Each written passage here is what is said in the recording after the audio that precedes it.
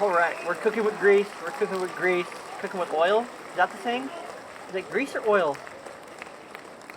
I think it's cooking with oil. But anyways, welcome into another episode of the Young Dad Podcast. I'm Jay, and joining me today I is think it's Robert. oil. Robert, Cooking how with are you, oil. man? Cooking with oil.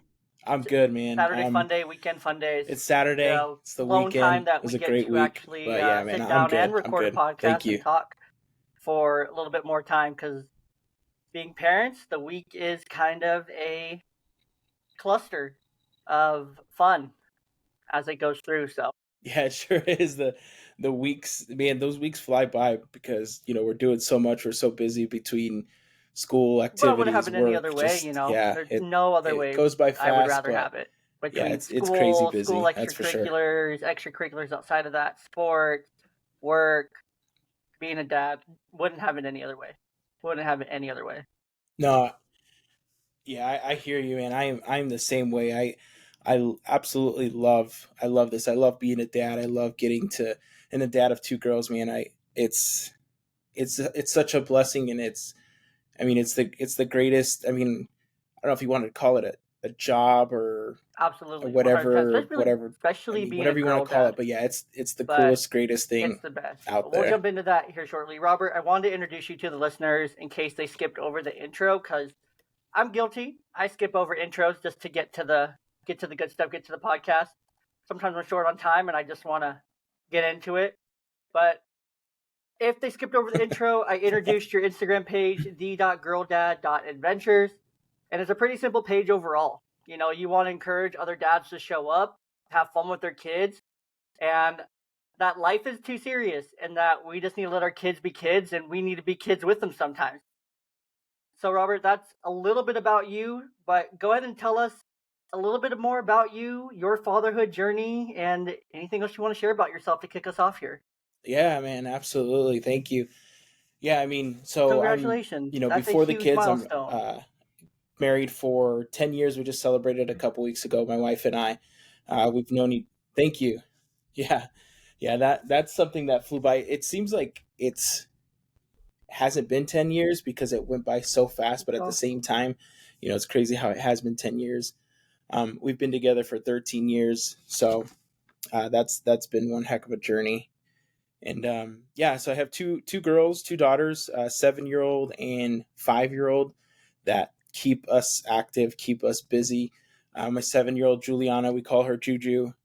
She's really into baseball. She loves playing video games on her iPad. She's always creating new things and doing new things. I love her creative side Yeah. and the things that she does. And then our youngest, Leah, we call her sister, being the younger sister. But yeah, she's man, she is a funny one. She loves to joke around. She loves to mess with us, play pranks, mess with us all the time. So she's really into gymnastics. So like we were saying, we stay so busy between the baseball practice, gymnastics, baseball games, school. Fortunately for us, we have the opportunity that we can homeschool our girls. I do work from home full time, so that allows me the opportunity to be able to take care of them at home and help them out with their homeschooling. And then my wife is into substitute teaching right now, and she does that a few days a week, and then she also takes over on the homeschooling. But my journey as a dad, I've it's something that I've always wanted because I'm the oldest of three, so I have two younger sisters, and I've always had this like leadership thing where I just, want to help others out, and take care of others, and that's how I've always been. And when I, blessed with the opportunity to be a dad, it's been the greatest thing ever because I get to grow with them, and like you said with my Instagram page, it's something that I get to grow up with them, and I get to experience being a kid with them again, and I get to see it from a whole 100%, man, and different I love that. And I perspective, don't know if it's the same for you, which but is my second something one, that's my that's little one, awesome and something I she's really 3, enjoy. and she is the more feral of the two. A little bit crazier, a little bit more energetic, a little bit more bold, if you would. But I don't know if your second girl's Hmm. like that too, but mine is, she's out there. She's Yeah, Yeah, she is, man. The oldest, their personalities match my wife and my personality. So the oldest is a lot like me. She's very cautious, very careful. She's, very emotional. I'm a very emotional person.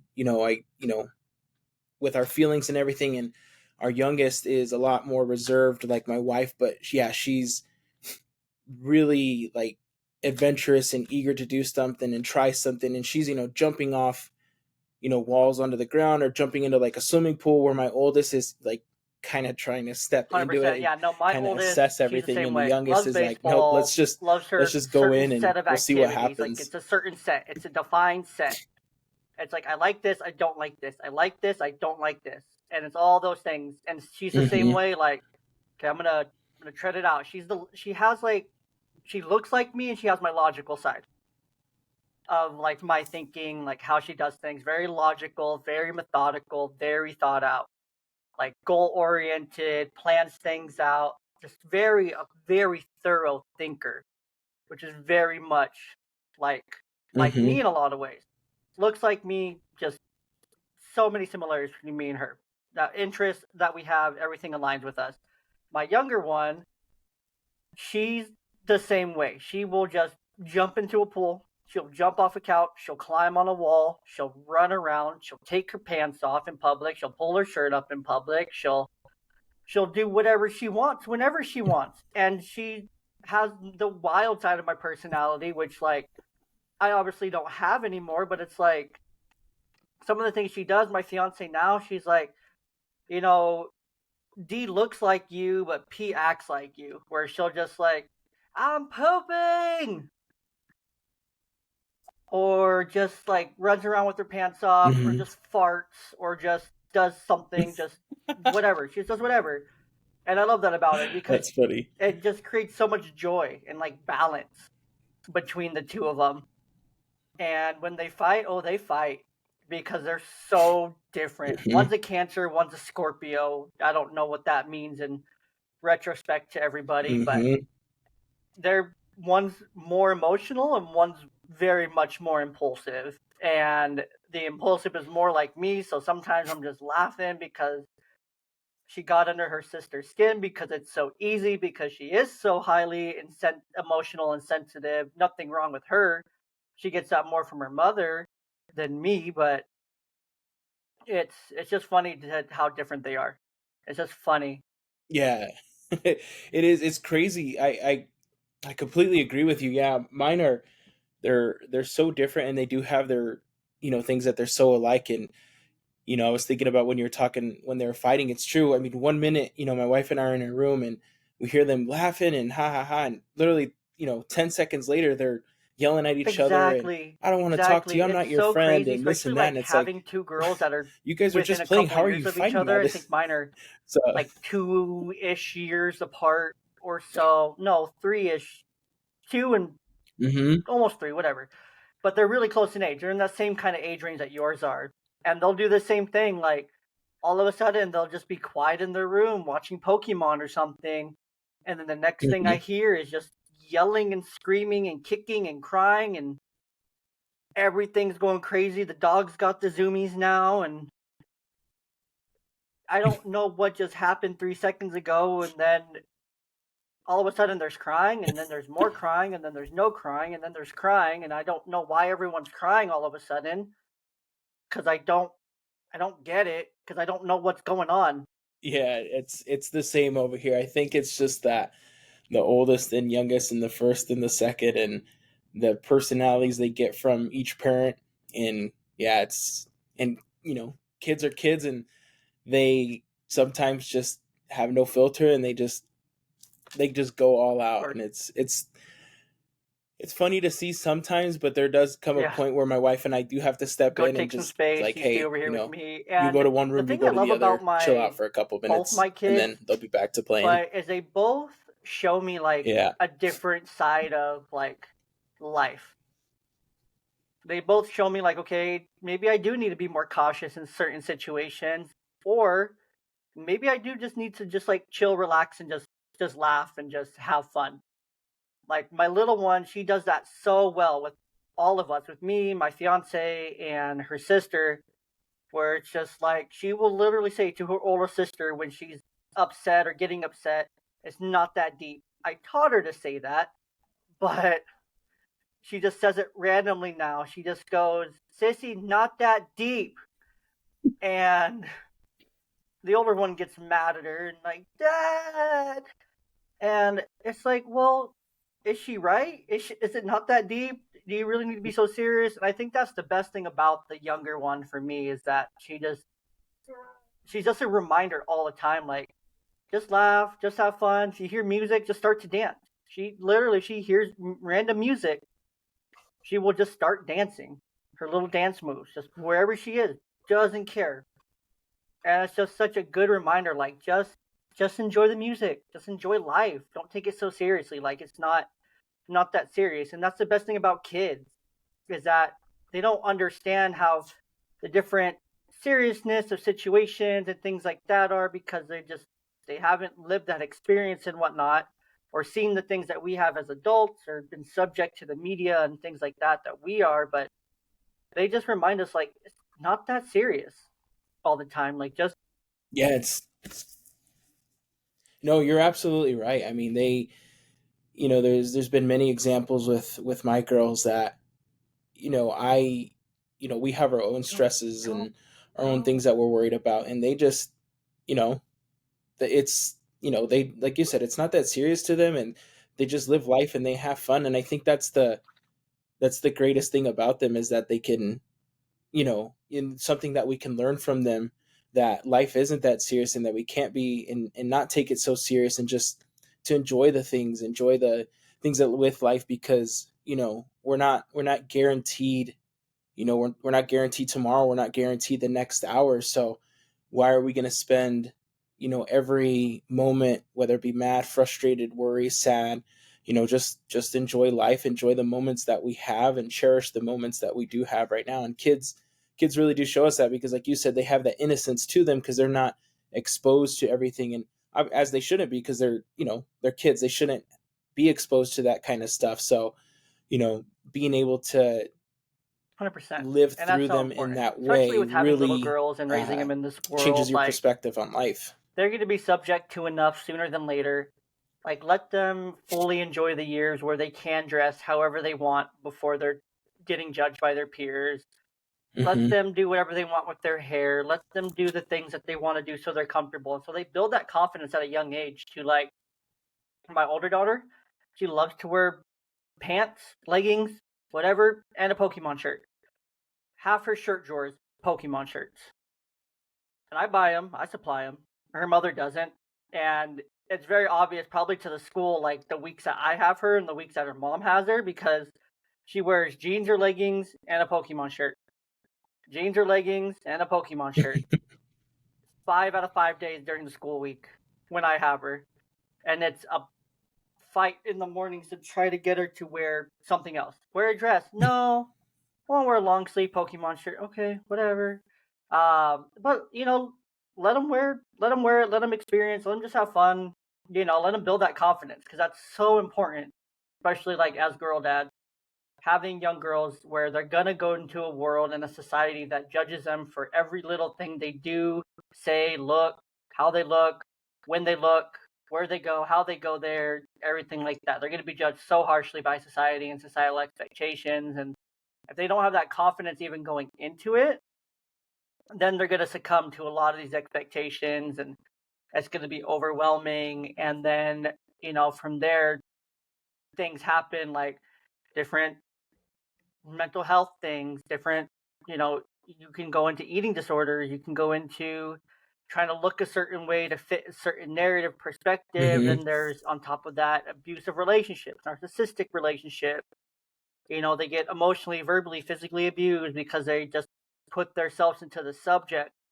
And that really relates back to the whole idea of, setting the example. So I heard this recently. I was watching Love and Logic. They're a great resource on YouTube for all parents and even teachers and whatnot to learn. But this video, it basically was teaching how Hmm. we can deal with, like, defiant behavior.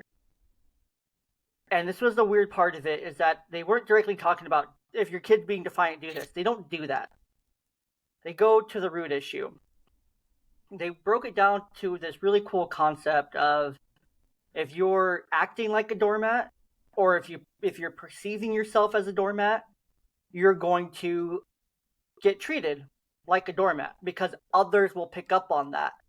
And then right away I thought, oh yeah, that's so true, because when I was managing people working in these different Mm-hmm. retail jobs, like I knew which employees of mine I could tell to do this, that, or that, and they would do it, no questions asked. I knew other employees where I would have to like one or two things, or a little bit more of an asking approach, or lighter kind of things like that, because I knew like that's where their values lied and how they were going to be treated and whatnot. I knew how the other Mm-hmm. ones would be treated as well.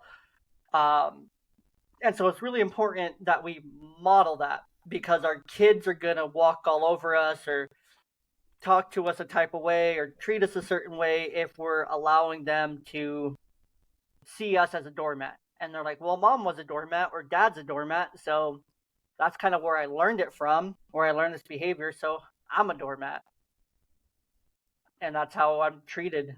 Mm-hmm. Exactly.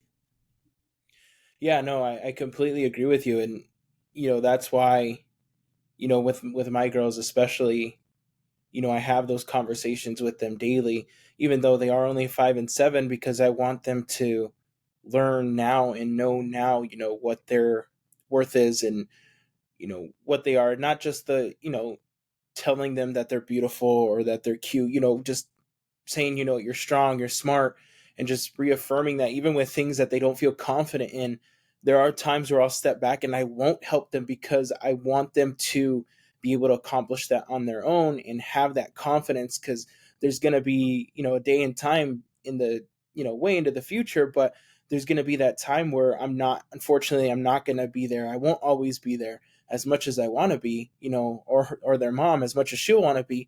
There's going to be, many times where they're going to have to do something on their own. And I want to build that foundation now. That way they can build upon that. So when they are older and they are faced with a situation, they'll have that, they'll have the tools and resources to be able to push through whatever they need to push through. And like you said, not just let somebody walk all over them, and, stand up for themselves and be able to handle themselves, because, it's so much different for women in our society and the things and the challenges that they have to face. And yes, it's scary to think that, my daughters are going to one day have to go through that. But if I can equip them with the tools and resources, I can give them the best opportunity to Exactly. And to I think that's succeed and probably one of the and hardest parts about be being a dad and raising be girls, successful. because we're not equipped for that. Like biologically, like you were saying earlier, like very natural for you because you grew up as, the lone boy with sisters in Hmm. the home, so you always kind of have that instinct on like protecting and nurturing and loving your younger sisters, and also being put on that responsibility of the oldest child, like, okay, you need to take care of X, Y, and Z because you're the oldest, so you need to do A, B, and C for your younger sisters. You're the first one to get your license, so now you have to drive them and you to here and here and here, or you take your sister and go here, kind of thing. So that's just very natural for us men, because that's just biologically how we're created, you know, to protect, to provide, to do these things. But we're not equipped to Hmm. like build that confidence. We're built to solve problems. Like we see problem, we solve problem. Monkey see, monkey do, kind of thing. But and that's hard, especially when you have Hmm. kids, especially Hmm. girls. I feel is one of the hardest things, Exactly. because you're like, well, I really want to help you because I know the answer to this problem. Because again, it's probably something your wife hates too. Because like as men, we monkey see, monkey do. We fix problem. Here's your simple logical solution to your 20-minute rant you just had. Here you go. Um, but it's the same concept. It's like how do I as a man teach you girls how to be confident and be strong when I don't have that naturally, kind of thing. I think that's one of the hardest things to do as a father. Because with boys, we can teach them to problem solve because they think to problem solve. It's like, okay, You see that? You do this in this way kind of thing. Girls don't think like that. We don't Hmm. think like that at all. It's like you have to just let them go through it, go through their thought process and figure it out and essentially let them No. fail, which sucks because you care about them and you don't want them to fail, but essentially they need to get frustrated and upset and fail because that's how they're going to get through it and learn and grow and develop. But Yeah, absolutely. And that's the biggest, you said it right there. That's one of the biggest things that I had a hard time with in the beginning, and something that I work on with is letting them fail, and then also letting them see me fail. Because if I don't let them see me fail, they're going to have this expectation that, not that I'm perfect, but if they always see me being perfect in their eyes, as they get older, they're going to have that pressure of, I need to be perfect, because if I'm not perfect, I'm not going to either be like dad or be like mom, or I'm not going to make my parents proud. But if I let them see me fail, like, they will have that, it's okay to fail. You learn from failure. I'd rather see you fail and make the mistakes, because you're going to learn from that now rather than when you're older. And if you don't have that that failure, I guess, I think inside of part you, of it's you won't also know like what that's like. You it won't comes back know on you as a how parent. Like, to where's handle your that when focus? you're Are you when you're faced focused with on the that situation. process or are you focused on the product? Because a lot of parents, this is where a lot of parents can very easily fail, is we get so caught up in the product our Hmm. kids are producing, the grades, the accolades, the achievements, the trophies, the medals, the first place, second place, third place, the achievements, the accolades, those things, right? We're focused on the product. So Hmm. we're defining ourselves by, as parents, by what they're producing. And if they don't produce, then we track that back to our own self-worth as a parent. Oh, we failed. But in reality, we should be focusing on the process, because the process is where the growth is happening. The process is where the failure happens. But let's say your kid has a C in math and then they go from an C to a B. You could very easily define yourself on, like, okay, they're at a C, so obviously I'm doing something wrong. And then there's limited growth. Oh, they only went from a C to a B. Whatever, like, it's really not that much. But when you're focused on that, guess what? You just miss like all the effort they've been learning, all the new concepts they learned, all the hard work they've been put in, all the time and effort and energy they're Hmm. putting in. They're learning how to overcome that struggle of being behind to catch up, doing missing assignments, having to put in that extra time and energy into that to catch up. But you just missed all of that process and all these amazing things because to them, you're just focused on the product. That's all you care about. You only care about the grade. Instead, we should care about, oh my gosh, I see you working so hard. Like, that's amazing. Like, you did it. You caught up. You put the effort in. You put the time. You did it. Like, you accomplished, like, you Hmm. went from a C minus to a B minus. Like, that's a whole 10%. Like, that took a lot of work. Like, you got 10% better and you learned so many things beyond just the material. And that's where the focus should be, on that growth, because that's where that confidence needs to be built, and that's where you need to positively reinforce as a parent, because that's what ultimately the product that they produce doesn't define you as a parent. How they're able Yeah. to overcome those obstacles, catch up, learn, grow, develop, overcome, Hmm. that's what's going to define them as an individual. And where they need your support the most is in in the process, not the product. The product's going to be the product. You can't control that product, only they can. But you can help control how they go through the process and guide them through it. Yeah, absolutely. I 100% agree with you, because, like you said, that's where the confidence, the failure, all that is going to be built up in them working through it. And yeah, I mean, you put in the work and you do well, then yeah, you're going to do great. And if at the end of the day, if it's not enough, well, then that's okay. You just learn from where, the mistakes were, and then next time you just get better with that. So you know, that's really great. And I think what's helped me in that area is growing up. Um, I played competitive golf. So I played competitive golf from the age of 9 all the way up till That's awesome. 2021. Traveled all across the country playing junior golf. I played college golf. I played some semi-pro. And my thank you. My dad he was really hard on me.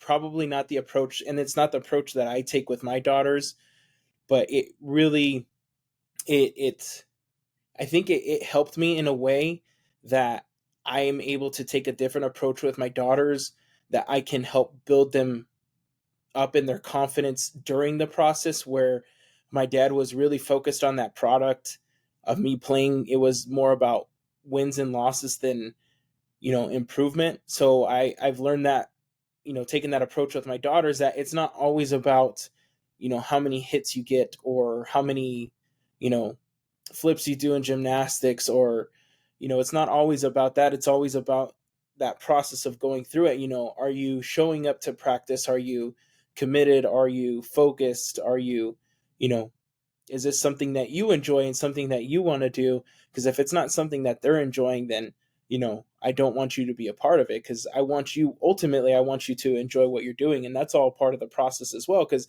Yeah, if you're not enjoying 100%. this, then And it doesn't ultimately, as matter what parents, the end like your product is dad going to can't be, control the because you're not outcome enjoying what you're of how doing. you do, and that just puts more pressure on you to perform because the reaction you're going to Hmm. get from there.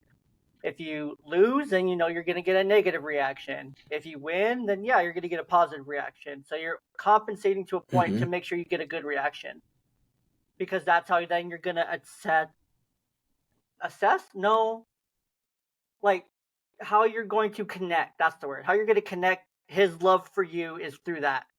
So his love is, in that instance, not saying he is. I'm sure you and your dad have Yeah. worked through all that, figured all these things out. But like essentially with our kids, like if we're focused on the product, okay, they know we're focused on them going 2 for 3 in that game and making no errors and things like that. And then let's say they go 2 for 3, but they committed 2 errors. Oh crap! When I get back to that car after the game, I failed. I failed myself. I failed dad. I messed up. He's not gonna Hmm. love me. He's not gonna support me. He's gonna be mad. He's gonna be angry. He's gonna yell. Something negative is gonna happen, right? He's gonna totally forget that I did do really well. I went 2 for 3, which was my goal, was to go 2 for 3, and I got on base 4 times because I walked the other 2 times. So technically, I was 2 for 2, but that doesn't matter because I made the 2 errors. Why would he care about how I was able to discern the strike zone or be able to control the count or control the plate or have a good eye or get on base? And then I stole a base, but he's only going to care about the 2 errors. That's all he cares about. That's it. That's exactly it. Yeah. And that's, you described perfectly the relationship that I had with my father. But in golf terms, I could have played, a good round, but it came back to, well, you should have done this and this better. Well, had I not done this and this, I probably Yeah. would have played worse. So, there How was come that on hole where four I you actually, only drove at had my 250 good yards when you knew holes, you and needed to I drive hit at good shots here 280 and there, versus but the focus now was, you're 25 yards yeah, behind, so you parred that hole, but if you would have drove at 275, you likely would have birdied that hole instead. exactly. Exactly. And with my daughters, the approach is taking, it's kind of like I guess like a sandwich. It's good, bad, good. And in that bad, I just want to not beat them down on it, but hey, like, hey, what was your, and there's not really a whole lot going on right now, but if it gets to a point, hey, what was your thought process on this, or what happened? What can you do better to fix that? And let them be the ones, if they get frustrated with themselves because 100%. And of the that's things what they we did, should and me do as be the dads person that's and just as going to parents always is we encourage them and provide give that them the confidence and confidence that that they support that need. they need. Like, should we still be there at the sporting event? Absolutely. Should we focus on the good versus the bad? Like, hey, you did great at the plate today. You did phenomenal at the plate today. You made those 2 errors, but you also made 10 good plays. So don't let those two folks get you down. Like, maybe we'll put in a little bit more time practicing before your next game, or maybe some more ground balls, or maybe some more throwing practice we can do together. Just to, build you back up. We'll get it together though. No, don't worry about it. Instead of, why the Hmm. hell did you have 2 errors? Like, you're so much better than that. Like, what were you thinking? Why weren't you focused? What was going through your head? Because then that kid is going to hear, oh, dad doesn't love me. He doesn't care. Like, that's not fair. Not fair to our kids. Yep, exactly. And what I loved that you used there is the first scenario you said we're going to take more ground balls. We're going to figure this out. We're going to do this together. And the second scenario was you messed up. You did wrong. You did this. And I love the we thing because that makes them feel like, we're in this together. We can do this together. We got this rather than it's all on me. And like you said, you know, 100%. they are That's going to exactly base what their it is. our And, love for them you on how know, we we react don't to need what to they're raise doing. perfect children because they're imperfect by nature. I mean, we're created as imperfect beings. We're created as imperfect beings. We're created as beings who mess up, who Mm-hmm. fail, who are not perfect. You can't look at one person on this earth today that's perfect. Nobody. Nobody at all. Thoughts and everything. No one's perfect. No one's perfect. There's some people that have a better moral compass and Yeah. other better judgment Oh, than others, and 100%. some that are doing better than others. Whatever. But ultimately, like, okay, so, like, I'm still doing just fine over here too. Like, I'm good. Um, and that creates a sense of judgment and Mm-hmm. entitlement among people because we can be judging ourselves. We compare our kids to other kids, like, oh, well, Billy and Susie are doing great on the field, but my kid's a little bit slower, can't throw as far, so my kid's obviously not as good, so maybe I just need to pull them out of this sport. But I don't need to pull them out of this sport because they enjoy it. They're having fun. They're learning. They're growing. So what? It doesn't matter. I mean, And so we judge ourselves as parents and we judge other people's parenting. And it's like, oh, what are they doing different? What's in their water? Kind of thing. What are they doing that I'm not doing? yeah. One thing I've taught my daughters, or well, I'm teaching them, is, and something that I've had to learn is when you go down the path of comparing yourself to others, that's when you're gonna be harsh on yourself because there's always going to be someone that's better. There's always going to be someone that's faster. There's going to be someone that's smarter, someone that's younger, someone that can jump higher, someone you know that's bigger, smaller. Like you said, there's nobody that's perfect. The person that I want them to compare themselves to is themselves.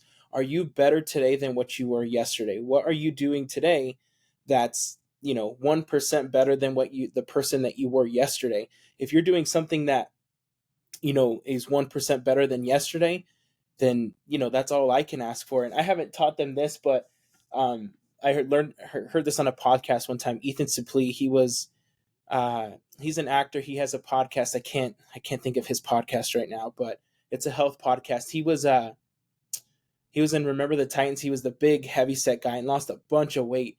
In in one of his podcasts, he talks about killing your clone. You know, the person you are today, would you be able to kill the person that you were yesterday? So are you better than what you were yesterday? And that's all I can ask for as a parent. As long as you are better 100%. And I today think than what that you the were way to apply that yesterday, kind of with our I've done what children I can do is for like, you, and let's say that's the last that's time you went to all I Walmart, can ask for. they had a really hard time not touching things, or they kept asking over and over and over again for something, even though they knew they weren't going to get it. And then you go into the store, driving there and be like, hey, let's try to be better than we were last time. Like last time we went to Walmart, it was kind of hard. This happened and this happened. Like, do you think we can do better this time, kind of thing? Yeah, Dad, I can do that. I can do that. I can do that, kind of thing. And then you go through the trip, things are better. Don't just ignore that. When you get back to the car, like, hey, you did it. Like, I appreciate you being so good in there. Like, you were like, that was Hmm. such an improvement. Like, that was so good. Like, great job, kind of thing. Yeah, my wife and I, we try to do that as much as we can because there are times where we focus on, not that we focus on the negative, but the negative, and that's just with anything. It's so much easier to break down the negative, and if there's something that's positive that happens, to let that go waste. But with something that we try to focus, even just with little things, if you know, they go through a moment where they're well behaved or something, at the end of it, I catch myself, I'm like, hey, you know what? They, like you said, they done much better. Hey, you know what? Good job. I really appreciate, how you behaved, how you acted. You know, we did what we set out to accomplish, and, that's awesome. And you could see their little faces Hmm. light up Exactly. like, And that's what you want. oh, You that, want them to feel they accomplished. feel You want them to accomplished feel with, excited because what they've then done. you're rewarding the right behavior with the right reinforcement instead of rewarding the wrong behavior, Mm-hmm. because the right behaviors that get reinforced the right way are the behaviors that get repeated. So we want to repeat the good ones. And then there's no need to, if you see another parent doing it a little bit Exactly. differently, maybe their kids are a little bit more better behaved or worse behaved than yours, there's no reason to judge them. Like, maybe they're just having a bad day. How many times have you gone to the store and had a bad day with your kids, or gone to the park and had a bad day, or gone anywhere and had a Mm-mm. bad, not bad day. I don't like the whole concept of bad days. I like bad moments or hard moments or hard, a hard trip or something. Like, it was just a one off kind of thing. Like, we've Yeah. all had those experiences with our kids consistently. So there's no need to judge the other parents that are also having it, because it doesn't help when you're just judgingly looking at another parent at the Walmart and you're like, oh, rough kind of thing. Like, oh, good luck kind of thing. It's like, why would you say that when you could very easily say, hey, you got this. This isn't going to last forever. Like, Mm-hmm. keep your head up. You're doing a great job. It's the same amount of words. It's the same breath that you're going to take anyway. Why not use that breath for something positive? Exactly. That's exactly it, because you can change their entire day with just one simple sentence. Because we've all been there. We've all had those moments where our kid breaks down somewhere, and it tends to happen in public where there's a lot of people around, and you're just feeling like every eye is on you, and you just have that heat coming from everybody, and you're like, man, I am trying to do what I can right now, and it's so hard. And you've seen it. You've seen it with other parents, and yeah, Yeah, like it just takes that I've moment to snapped at say, some people before you in the know what, store. you got this, you're good. Like, I'm like, what? What? you're doing Can a I great help job. you? Do you want to deal with it? Is this your kid? Okay, then no, then leave me alone. Like, shut up and move on kind of thing. Like, it's not you. Um, Yeah. No, that's but, good. there's also the other side of that too, where Yeah. you get those weird comments, especially as a dad, if you just go to the store by yourself or you go somewhere with yourself with your kids and you get the same kind of like heat checks, or you get the, oh, look at you, or those kind of condescending kind of tones and whatnot. You get those, the same kind of idea, same kind of concept happens. It's like, ooh, got stuck with the kids today, huh, buddy? It's like, it's like, well, actually, I'm a single parent of these two kids, so yeah, I guess I got Yeah. stuck with them Yeah. because they're my kids and I have to feed them, so I have to go to the grocery store. So yeah, I guess I so am stuck with them. Yeah. I never understood that. I don't know if it's uh, a generation thing or what, but my wife and I do a good job of getting, I guess if you want to say me time or whatever, but there's been many times where, she'll go out with her sisters, or she'll go do her nails, or she'll go do her own thing, Mhm. and Mhm. she's out doing it, and she'll be with, friends or whatever it is, and they're like, is your husband okay with the kids? Like, he let you come out? Like, and the other one, they have their kids, the other, her friends have their kids, and she's by herself, and she gets that, and she's like, yeah, he's fine. And I'm the same way. Like, I'm like, don't worry, like, they're my kids, like, I have no problem. I am not, they're not stuck with me. Or when we go out to the store or whatever, and I take them with me, like you said, you get the comments or you get the looks, and it's like, no, I enjoy, I'm not, it's weird. I would rather, and my wife and I have talked about this, we would rather have our kids around us as much as we can, and not have it than the other side of it where we don't have our kids. I mean, we love having our kids around, and I get, some parents just, and I'm not trying to judge them in any way, but that they don't want their kids around, and I don't understand that perspective, because I want my kids around me all the time. Yes, they do things to, you know irk me, or sometimes I'm just like, get away from me, but I want them around. I can't think of a moment where it's just like, oh, I'm so glad I don't have the 100%. kids And with it's me. like No, it's, I want my kids around me, and us as dads, like I want to if be with more them. people would look at the simple statistics over the last 50 years of males in caregiving roles, like you would see a 80% increase in men who report changing diapers or getting up in the middle of the night or doing all these very basic things that stereotypically men and dads did not do.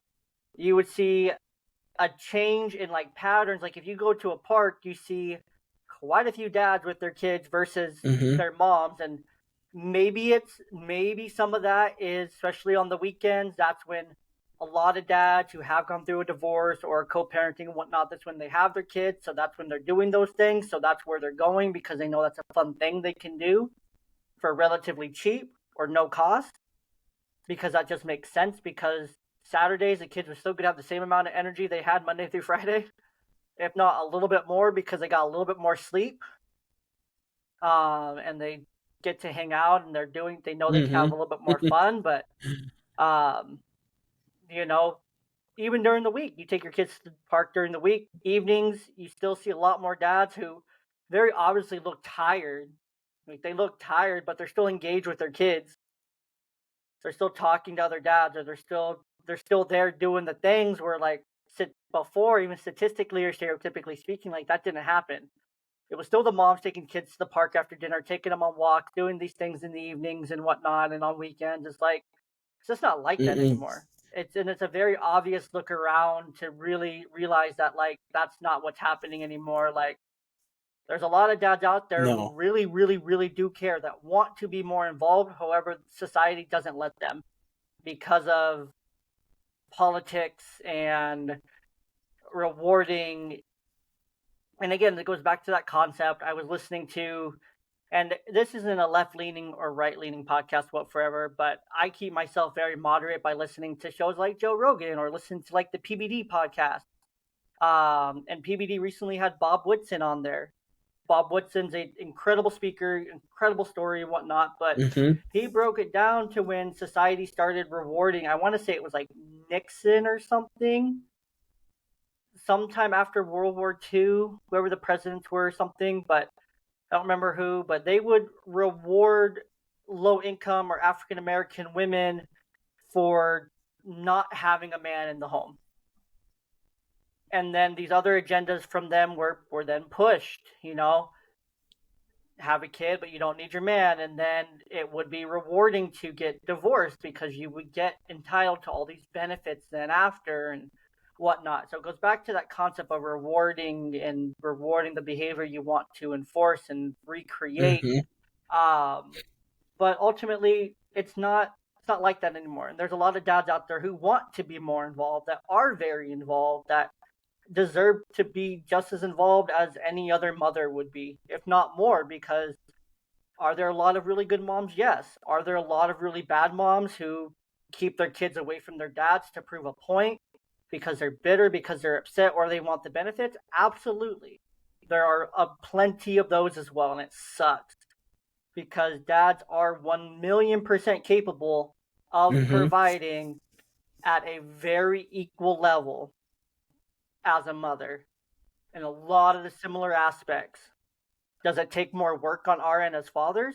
Absolutely, it takes more work on our end as Absolutely. fathers. But do we realize that work is 1,000% worth it, and we would do it a million times over? Absolutely, we would. So, Yeah, no, I 100% agree. And something that you'd said that made me think of something is that, this as parents, and what we need to understand as parents is like, this isn't our time. This is our kids' time. This is their time to be kids, to grow up. It's not our time to, you know, sleep in, or, and there's nothing wrong with, being on your phones or playing video games or watching TV, because, I mm-hmm. do I don't really play video games or anything, but I have my time where I do my thing, but you know, I will sacrifice anything that I'm Yeah, doing to make sure that I am giving them or letting them do something that they want to do, because my time will come back eventually, and my time was before them. But right 100%. now, this is their time, and this is the time that 100%. You I have need to to answer all be those bids giving for your my attention. everything to them, Is so that that going way to they can be mean from kids time and to be able to time enjoy having to this. sacrifice some game cam? Yeah. So what? Or does it mean you have to Mm-hmm. reschedule podcasting with your old pal Jay? Yeah, it does. Or you have to take care of other needs and things like that. So you had a rough morning with your kids, so you have to put off a podcast recording every now and then. Like, yeah, but you have to answer the bids where the bids are being made. And it sucks in our society that not every career profession allows that. Even career paths like teaching don't allow that necessarily because A, no one wants to be a teacher. B, there's more kids than ever. C, there's a sub shortage and a teacher shortage, and there's positions in admin that are filled by not the best people in these systems because they're just burnt out. They're tired. Social services, burn out. They're tired.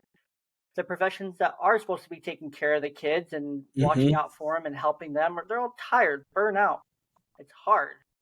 No one else wants to do it, so there's a limited number of people who have the capacity and ability to do it. But again, there's also that expectation that men have to provide and do these certain things at a certain level to be able to provide now, and it's a lot of societal double standards. But ultimately, the message here is dads are and will and need and are capable of doing more.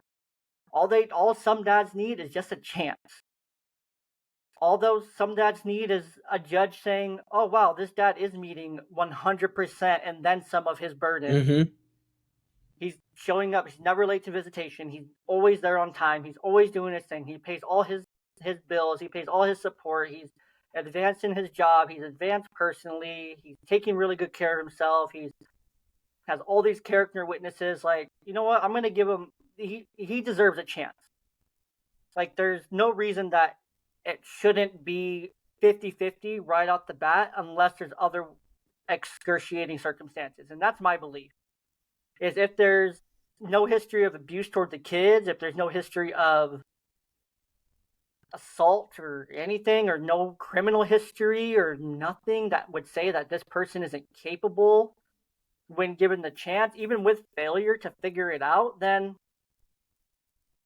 why not? Like, what's so wrong with that? There's nothing wrong with that. And if he fails, guess what? He's gonna learn from that failure and he's gonna do better. Is he gonna be perfect? No. Is the mom perfect? Exactly. Absolutely not. Because no one's perfect. Our kids aren't perfect. Us as Mm-hmm. parents aren't perfect. Like, so why not? It's a no-brainer. It should be a very obvious No. answer in our country, yet it's not. But anywhere else in the world, they don't have the issue of one and two half of people getting divorced and then half of kids having to go through into a co-parenting relationship and then losing their other parent for half or more of the time. Like, other countries just don't have that problem because that's not what the country and the people honor, value, and incentivize people to do ultimately. So Yeah, no, that's like you said. I mean, it's why is it from the get-go the mom would be able to get full over the dad when if there's no any outside circumstances or nothing that's preventing, if the dad is just as equally good as the mom and job and parenting or whatever it may be, it's not fair. you know it's not fair on the dad's end, and that's just unfortunately. I mean, any time you hear a couple, and it's just with anybody, even me, if you hear a couple that's getting divorced and they have kids, you're automatically going to assume that the mom is going to be the one to get mm-hmm. full custody or more custody of the kids, because it's just what we're you know accustomed to seeing. When hopefully we are, we as dads can start changing this narrative on dads that no, we are here, we are more present, we are you know out here doing our thing to take care of our kids, and we're not just going to work, coming home, sitting on the couch, cracking open a beer, drink or watching TV, getting our dinner fed to us, going to sleep, and doing the same thing the next day. No, we're waking up, cooking breakfast, getting things ready for our kids, getting everything started for them, doing our work, helping them, whether it's taking them to school or helping them with their homeschooling. And then when you're off work, cooking dinner and helping out with the kids. And this is not anything against my wife, because we do everything great so equally that she is able to do something and I do something else, and we're such a good Mm-hmm. tag team with that. But it's with it's a lot of things are just like, well, dad is just there to provide the money, and mom does everything else. No, 100%. And that's not how it is that now. doesn't Mom happen and dad overnight. can Like in both your provide guys' money, and mom and relationship, dad can both like it provide took you everything probably for the about the last kids. 7 years to figure it out. And it's probably taken a lot of refining, a lot of ups and downs, some fighting probably in there, some disagreements, and Mm-hmm. some calling each other out. Like, there's a benefit of being together 13 years, and there's a benefit of being together 6 of those Oh, years before absolutely. children to figure some of these things out, to realize, oh, he's just as equal as me, or she's just as equal as me. Like, we can do the same things on the same level. Or, yeah, she's better at cooking than I am, or I'm better at cleaning and scrubbing toilets than she is. Or she's a little bit faster at laundry, but she doesn't like doing it, and I don't mind doing it. So that's something we found out we're going to do together, kind of thing. And you realize these things over time, and it's just working together. And then you do the same with your kids, and you're like, oh, Exactly. she's really good at this, but she's not great at this. So this is where I need to help, or but I'm not good at that thing she needs help with, but her mom's really good at that thing. So that's where she's going to support her, but I can support her really well in this other thing where my wife can't as well, because that's a limit. And I know that's one of her limits, where she's going to try still, but Mm-hmm. she knows she's probably going to need to rely on me, or I'm going to need to rely on her for these different aspects and whatnot of this parenting thing, or however that looks for everyone's situation and whatnot. But there's an equal level of capability. That's the moral of the story here. There's an equal level of capability that both people can provide the basic needs, the emotional needs. Is it limited in some aspects? Yes, because we're not perfect. But with hard work and determination and giving it your best shot 100% of the time, I mean, failure is inevitable, but you're going to figure it out eventually. So, but Robert, are you ready to wrap us up here and get into the Yeah, YDP3? exactly. 100% correct. I agree. Well, I did forget to warn you about the YDP3 before we started recording, so this will be fun. Yes. So the YDP3 are 3 questions that I ask every guest toward the end of every podcast, and I'm like, sometimes I prepare you, sometimes I don't. So it's a little bit more fun if I remember or not. But the first one here is, where are you rooted? And that can be taken however All you right. want, but it can be values, or where your roots come from as a person, as an individual, as a family, or whatever that means to you. um Mine is a lot of culture and values. I'm Hispanic, so I'm half Mexican. My mom's full-blooded Mexican. Her parents came over from Mexico. My dad is from Chicago, so yeah, I'm Hispanic, and then my wife is full-blooded Mexican. Her parents are from Mexico. So a lot of what I do is, I don't want to say prideful, but I'm very I'm not a fan of the word proud, because that sounds like I'm proud, but I am very proud to be Mexican American, and I love, sharing cultural things with my daughter, and I want them to know that, being Mexican is something that is great, and there's so much to our culture.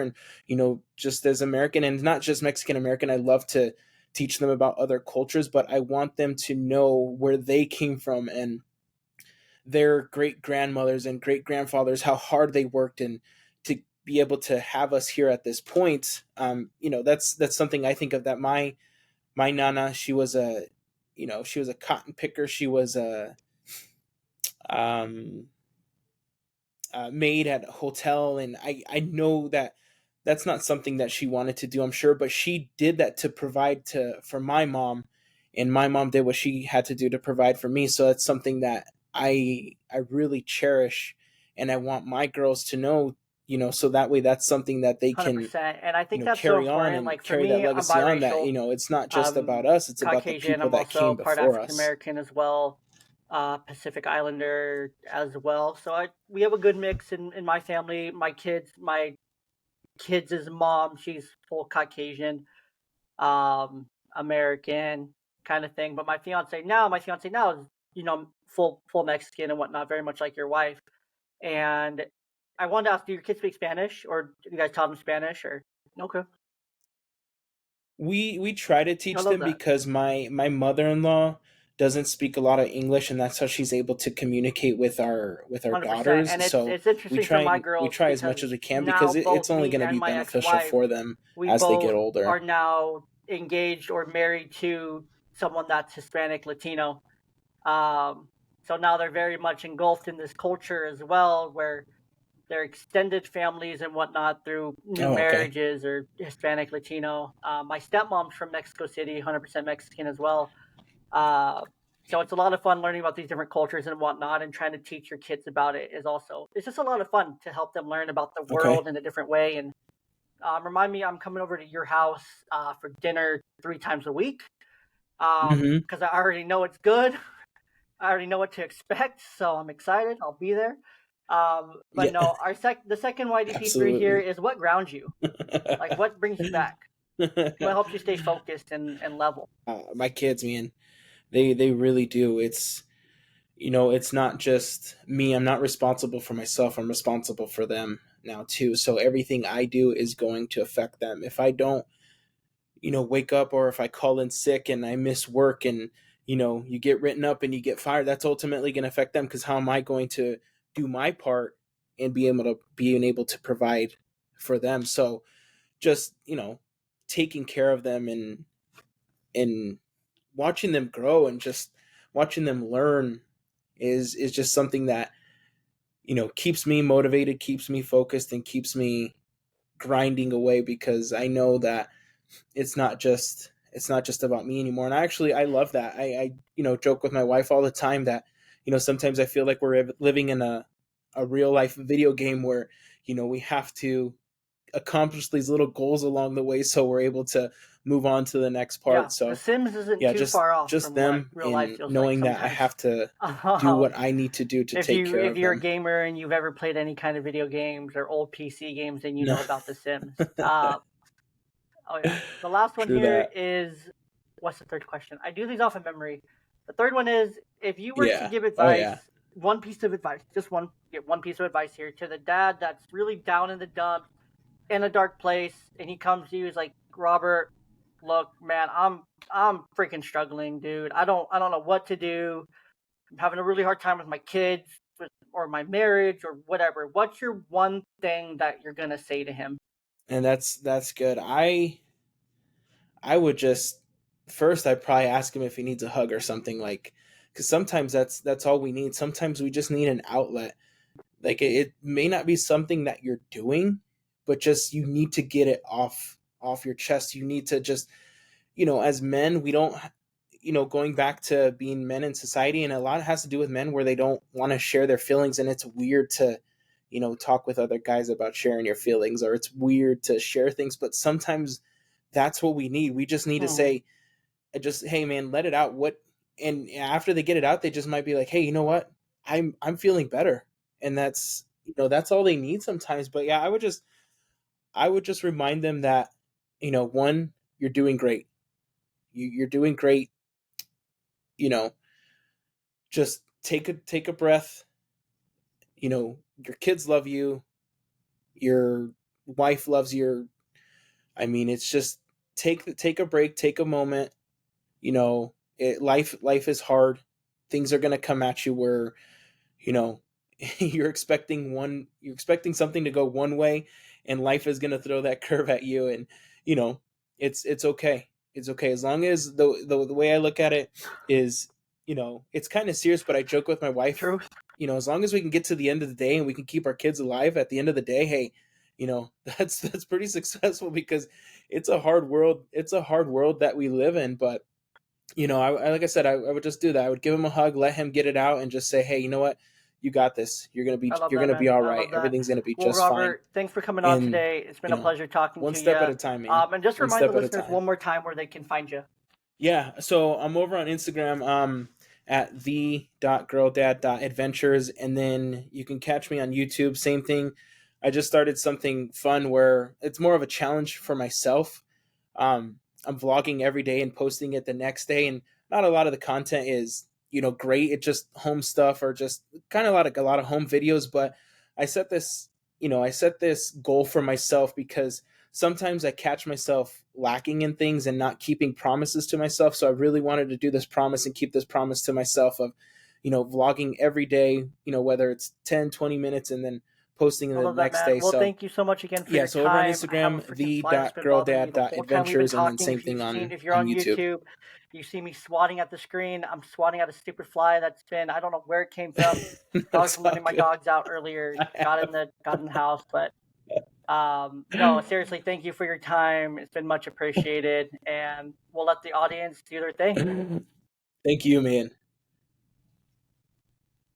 Sweet.